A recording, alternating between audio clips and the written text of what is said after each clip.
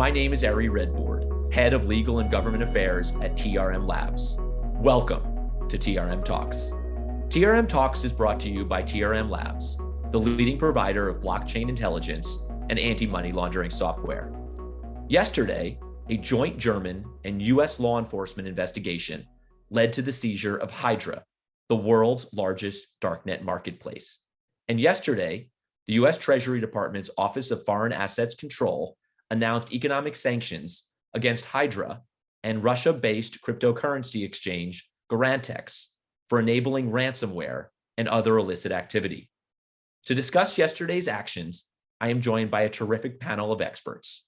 First, Todd Conklin, counselor to the Deputy Secretary of the US Treasury, Vladislav Cuiujuclu, team lead global intel for Flashpoint, Roman Sannikov, head of cyber threat intelligence at TRM Labs, and Kyle Armstrong, director of law enforcement relations at TRM Labs. Gentlemen, thank you so much for joining today for really a flash TRM Talks on such short notice. Really appreciate you jumping on to discuss what's really an incredibly important global law enforcement and regulatory action. Todd, you are a TRM Talks vet. I'm going to kind of kick things off with you. Would you talk a little bit about sort of particularly the Treasury piece of this action today, the sanctions designations from OFAC? Thanks, Ari. Appreciate it, and thanks for the time on short notice. I'll start actually with Garantex. So OFAC took action to sanction international exchange Garantex, which is responsible for millions of dollars in transactions on behalf of ransomware actors such as Conti, NetWalker, and CryptoLocker. So OFAC's investigation revealed that since 2019, Garantex is estimated to have transacted in over $2 billion in total value of cryptocurrency transactions, of which OFAC specifically pegged roughly about 1/3 to illicit or bad actors, and then several millions of dollars specifically then tied to ransomware actors such as the ones I mentioned, Conti, NetWalker, and CryptoLocker. And then even more concerning is that Garantex still enables ruble conversions, and their Moscow-based location in Federal Tower just adds extra concern from the Treasury OFAC side of the house in terms of potential for their use in potential sanctions evasion activities. And then additionally, you already covered OFAC along with the German authorities sanctioned Hydra market, which is the largest darknet market in the world. And I'm sure others will cover in great detail the importance of that target.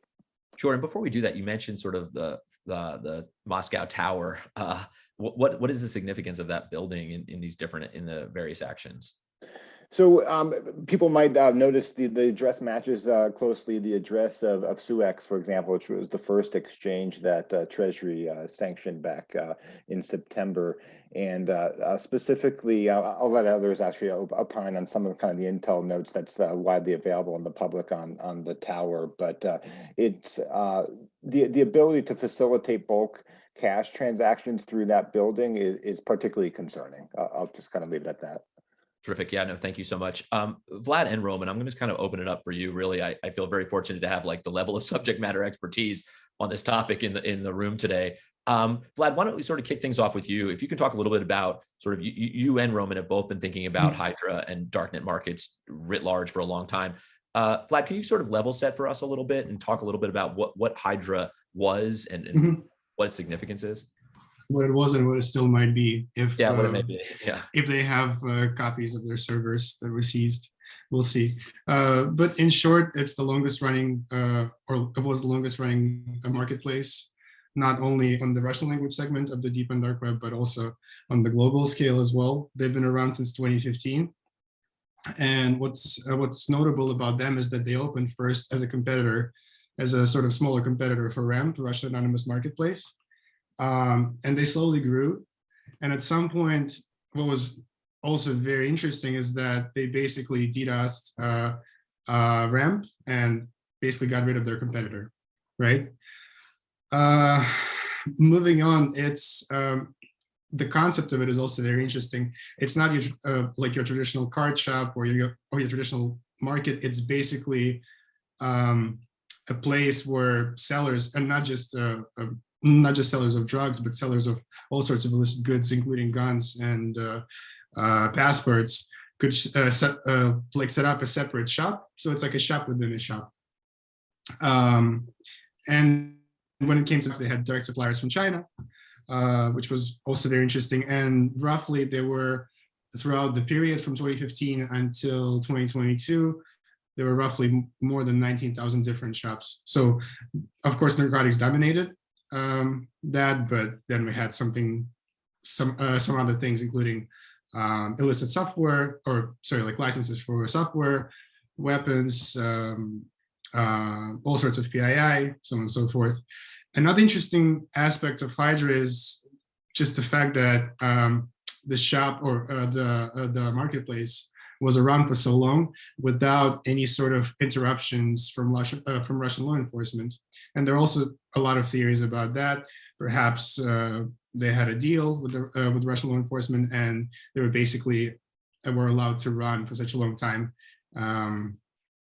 because they had some sort of deal. And then we spent a lot of time studying the cash out methods that were available in Hydra, specifically when people would essentially cash out their Bitcoin, or they had all sorts of services there. The official one within Hydra, and then like basically third-party services that operated the same way as the shops did. So essentially, you would go there, you would tell them how much money you want to withdraw, and what they would do. This is a very interesting part here, and it started out with drugs, but then they moved on to cash. You could basically get that cash delivered, like pretty much to your doorstep within some cities in Russia, mainly large cities such as St. Petersburg, Moscow, Krasnodar, so on and so forth, but not so much in smaller towns. So essentially what would happen, they had a system called Kladsman, or hidden treasure.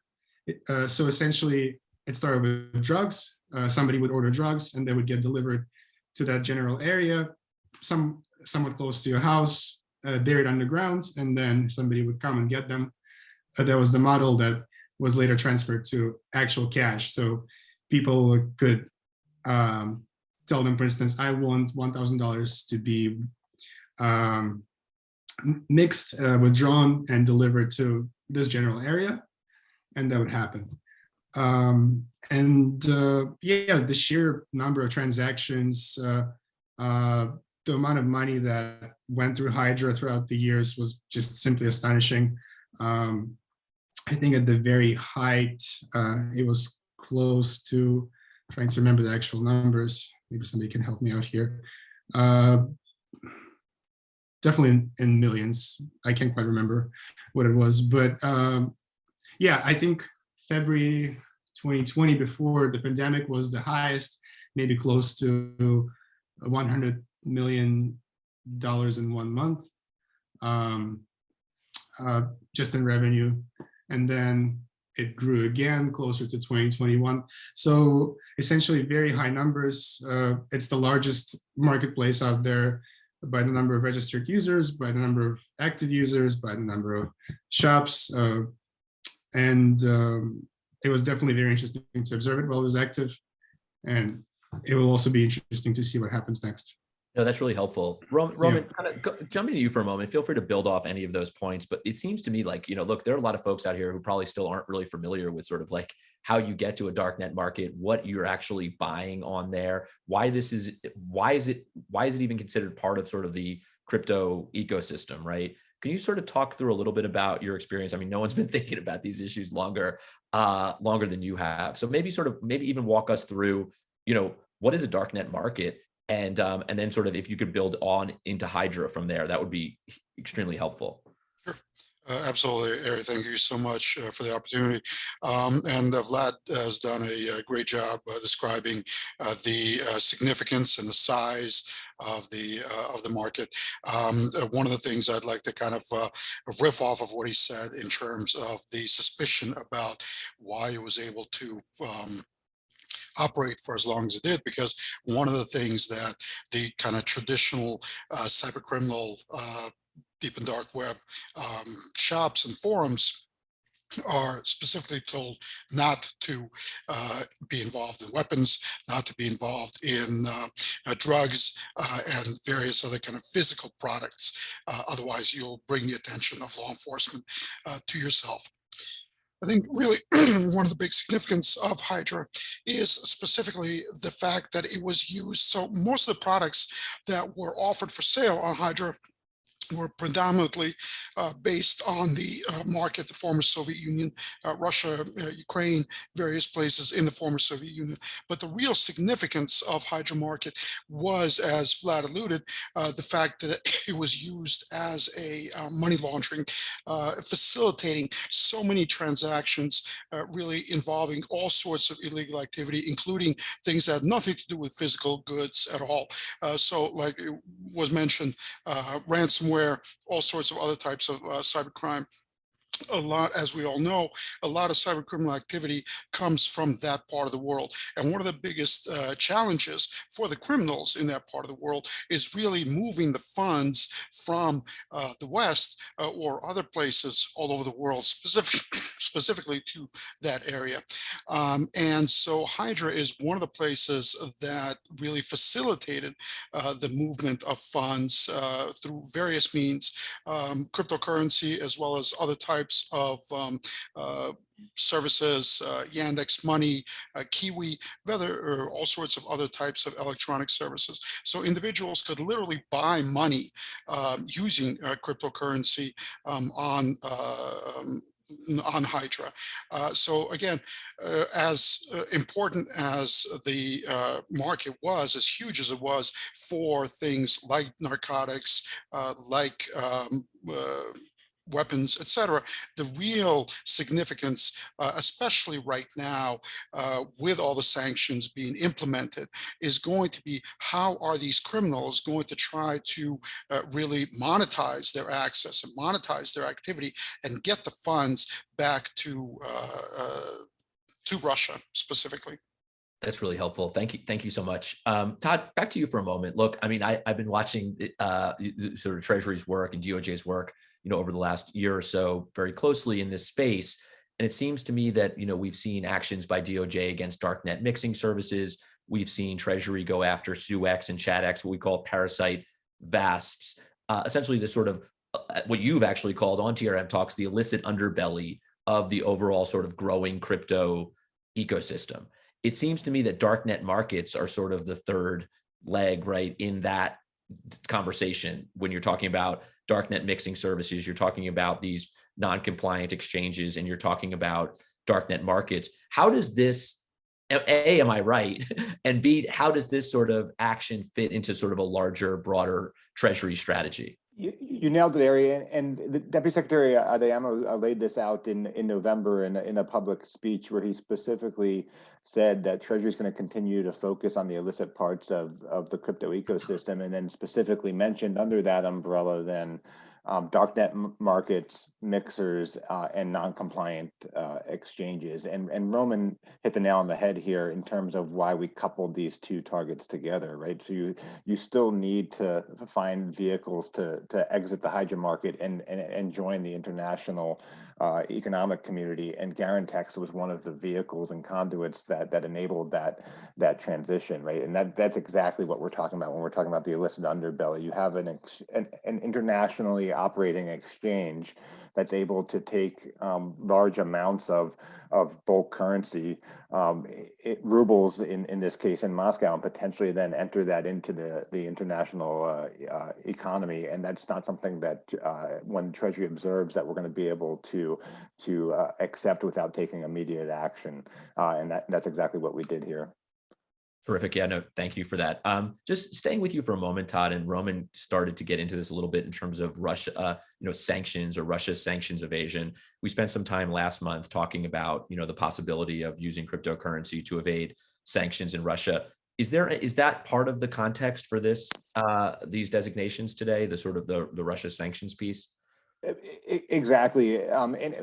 frankly, these targets stand alone as also supporting ransomware and criminal actors. I think where it becomes concerning in this new sanctions environment and pressure campaign that we have now focusing on Russia is in terms of what potential avenues do bad actors and potentially cronies and oligarchs have to move large amounts of money, right? And as we discussed last month, crypto certainly is in their playbook, but they have a long list of potential options and vehicles that they're going to try to leverage. But where we see exchanges with potential larger liquidity and connectivity to the larger international ecosystem, that's where we have to move quickly to cut it off. And Treasury has the tools at its disposal to act where we do see any sort of evolution in this space. And in particular on the Hydra market, what we started to observe is that roughly about 10% of all of the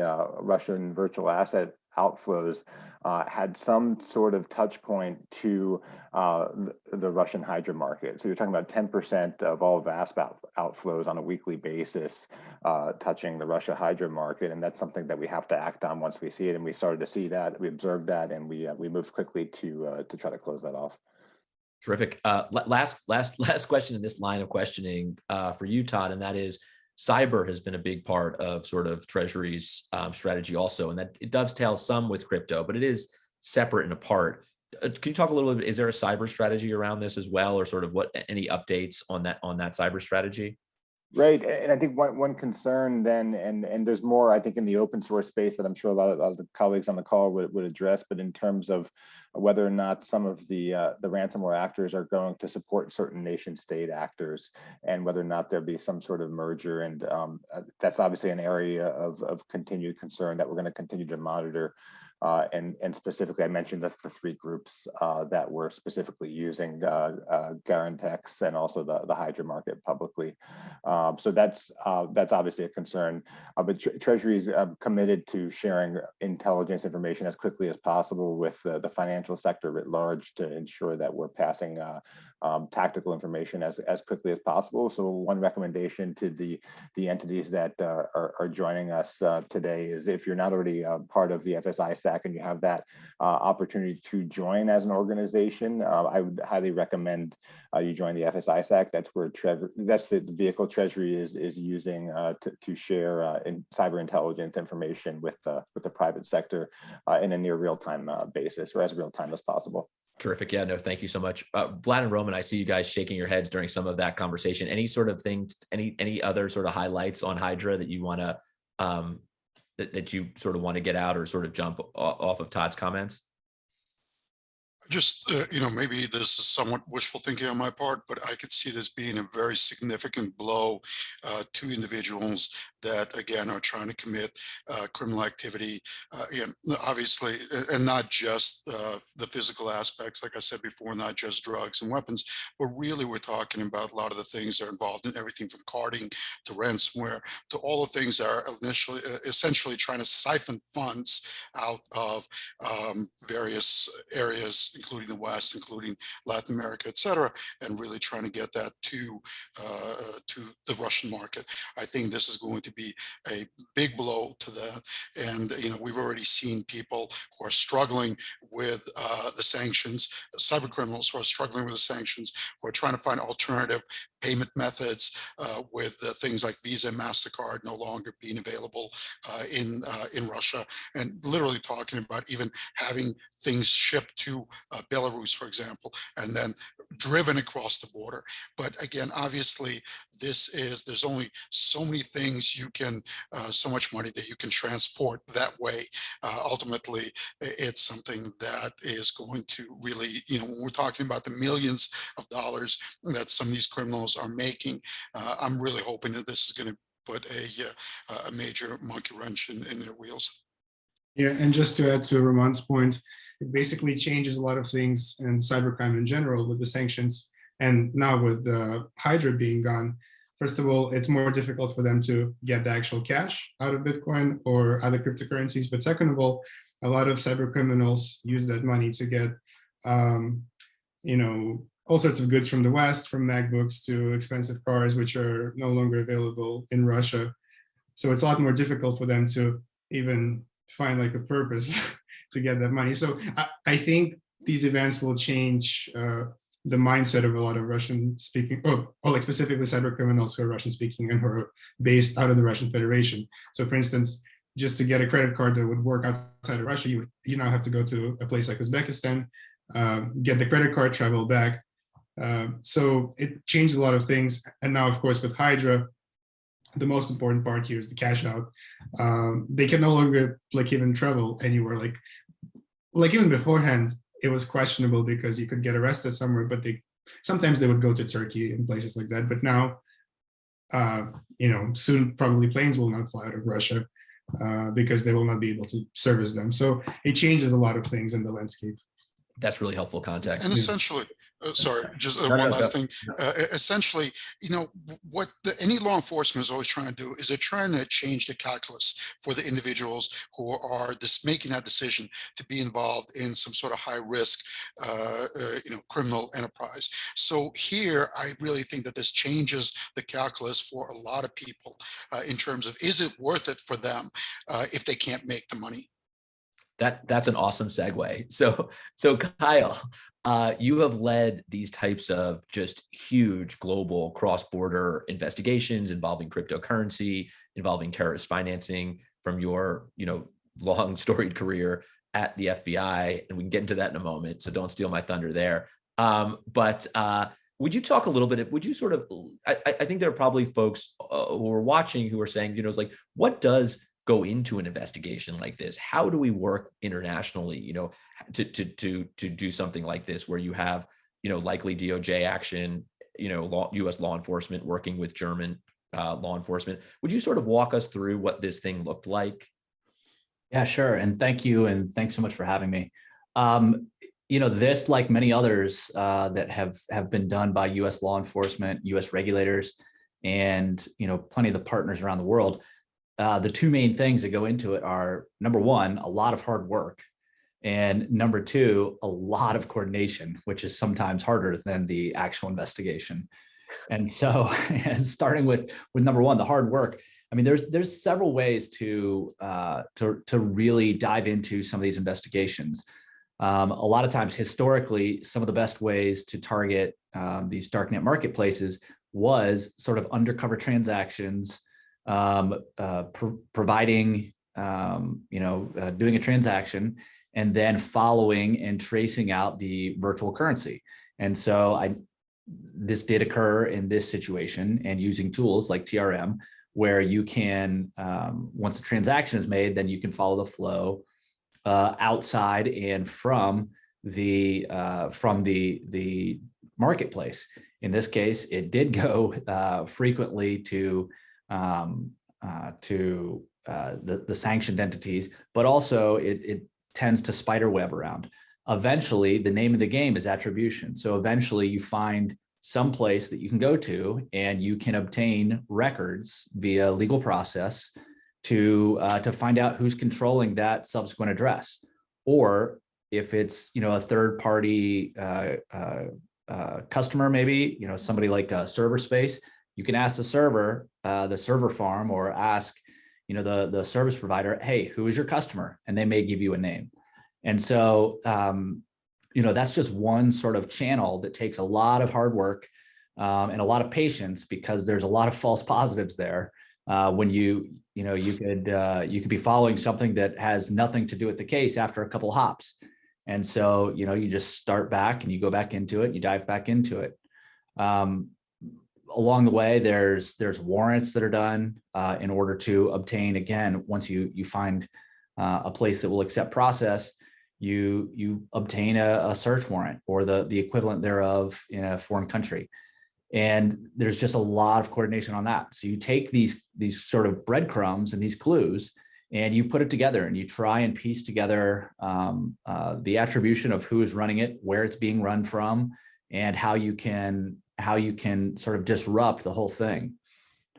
The second part, the coordination, in this case and in some of our past big successes, is a huge undertaking. And so for example, in this case, you had the German BKA, you had Department of Justice, you had the FBI, IRS, HSI, Postal Inspection Service, and then of course, Treasury, all of whom are coordinating together, all of whom have different priorities, have different timeframes, and have different objectives. And so I know that the J Code group, which is a multi-agency U.S. law enforcement agency group focused on opioids, was heavily involved in this, but there were also cyber investigators.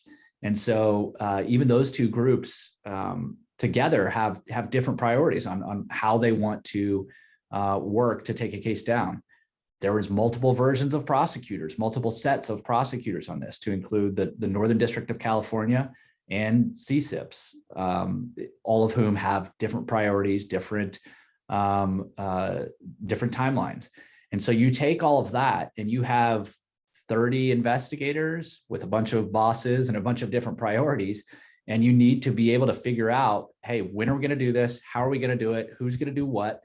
And then all get together and agree on the best way to do it. And, it was very well done in this situation. It's no coincidence that the takedown happens and it goes offline and Treasury rolls out sanctions, and there were indictments unveiled. And so one of the admins, Pavlov, was indicted related to this case. All, again, they don't want to front run each other, because if Treasury sanctioned 2 weeks ago, perhaps they get spooked and they're unable to capture the server. Or if BKA went first and didn't include DOJ, perhaps Treasury's not ready to unveil sanctions and they're able to move the money. And so all of these things take an incredible amount of coordination, particularly when it's international, because again, you have treaties, you have agreements on how we can even share information. And so kudos to the team from all of the different agencies for being able to do this and being able to synchronize for maximum impact.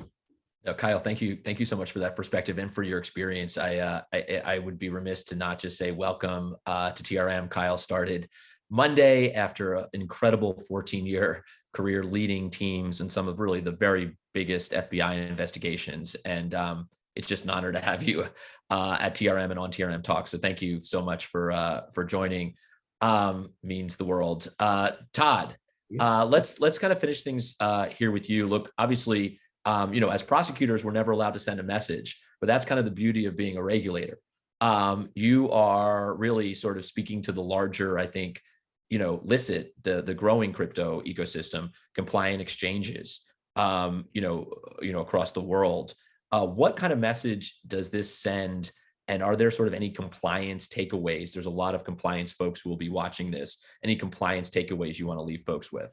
Absolutely. Thanks, Arian. We laid the groundwork for this going back to September with updated OFAC enforcement guidance, and we a month later issued updated FinCEN guidance for AML approaches and typology specific to the virtual asset space, and just made it clear to the entire community that AML, know your customer sanctions rules and regulations apply to the virtual asset space just as they do the broader financial sector. So what does that mean? It means for the larger international exchanges, whom anyone can observe in the last few years of history, many large international exchanges have transacted transactions that have touched the Hydra market that's not acceptable, right? And everyone's on notice now. That's no longer acceptable. So we're going to continue to monitor the situation, and that's the benefit of having this public transparency aspect to this. Any tool, TRM tool, chain analysis tool, all the tools out there, anyone can mine this information and see all of the different international exchanges and who they're transacting with. So know your customer compliance regimes are just absolutely critical, and the more that Treasury adds in the terms of the sanctions designation space, the pressure is on the broader community to raise their compliance regimes across the board. And and we mentioned it specifically in the press release that violations and disregarding these sanctions actions are not going to be tolerated in this space. Todd, I think you got the last word. And, thank you all four of you for joining TRM Talks today to talk about this really important action. And we will really look forward to, seeing the impact of what really is an important day to day. Todd, thank you so much. Roman, Vlad, Kyle, thanks for joining TRM Talks.